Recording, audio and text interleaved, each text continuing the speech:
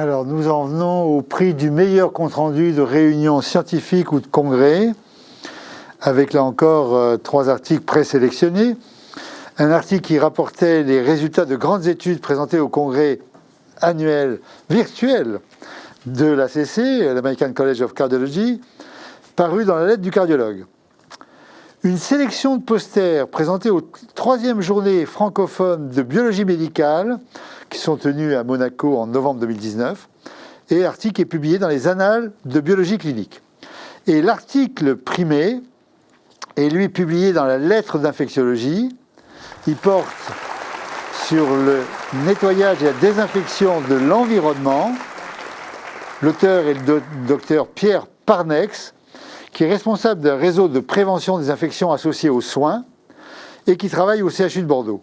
Alors il s'agit en fait, plus que d'un article, d'un dossier qui est donc publié dans la lettre de l'infectiologie. Ce dossier comprend 3 volets, dont une interview du professeur Didier Pittet de Genève, que tout le monde connaît maintenant en France, puisqu'il est chargé d'évaluer nos stratégies de lutte contre la Covid, et qu'il est le monsieur gel hydroalcoolique. Alors, merci, Pierre Parnex, de nous dire quelles sont les innovations pour la désinfection de l'environnement des lieux de soins, comment on raisonne aujourd'hui et comment on pratique. Merci, c'est à vous la parole. Merci. D'abord, évidemment, je remercie quand même au nom de la Société française d'hygiène hospitalière, le syndicat, pour ce prix. Alors, il correspond à un congrès qui était le notre 30e, que j'ai mis en œuvre entre la fin de ma présidence de la Société française d'hygiène hospitalière. Et donc, c'est quand même une coopération que je tiens à souligner avec la société Edimarc et sa directrice des publications, Claudie Damour-Terrasson. Ce qui a surtout été intéressant, c'est que le courant est passé très vite entre nous. Moi, j'ai senti le professionnalisme, le dynamisme, l'envie d'entreprendre et de partager la connaissance le plus largement possible dans un domaine qui était encore pas très connu, prévention et contrôle des infections. C'était juste avant l'arrivée du Covid. Et aussi, nous, on n'a pas de numéro spécial et de lettres. Et donc, la SPILF nous a accueillis au sein de sa lettre de l'infectiologue et je la remercie.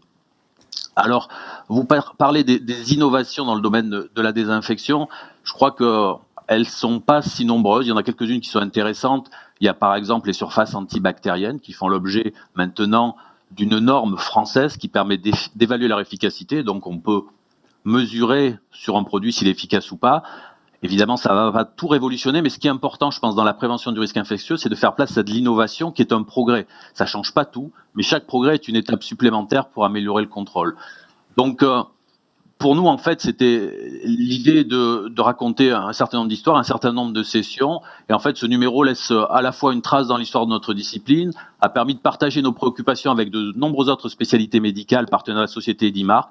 Et en plus, un tirage papier de qualité, c'est agréable. Donc, cette collaboration avec la presse santé reste un très bon souvenir pour la SF2H et l'avoir couronné par votre confiance renforce ce sentiment. Merci encore. Et évidemment, j'ai plaisir à collaborer encore maintenant avec le professeur Didier Pittet dans la mission du président de la République pour poursuivre une autre aventure.